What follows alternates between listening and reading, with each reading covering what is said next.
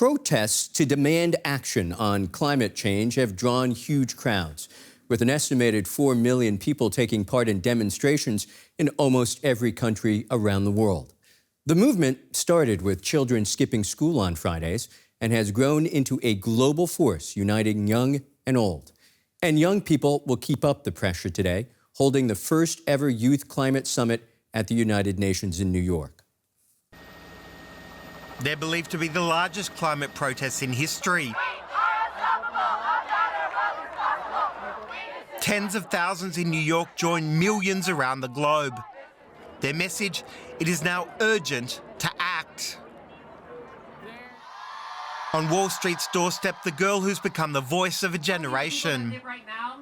This is an emergency.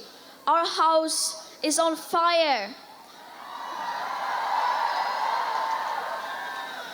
And it's not just the young people's house. We all live here. It affects all of us. For months, large sections of Brazil have been ablaze. The Amazon fires were the focus of Sao Paulo's protest. Demonstrators' anger was directed chiefly at President Jair Bolsonaro's government. It's accused of allowing big agribusiness to burn the forest and turn it into farmland.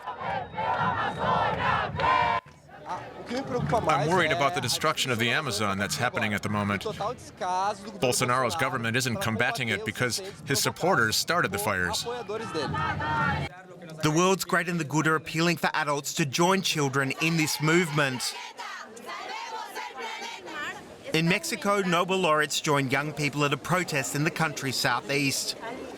Colombia's former president warning that climate change is now a greater threat than nuclear weapons.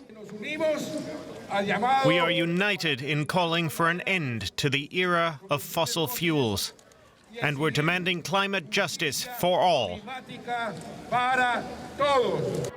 Such words resounded at the United Nations in New York. There, Secretary-General Antonio Guterres rang a bell to mark the International Day of Peace today. This year's event is devoted to the risks which climate change poses to harmony around the world.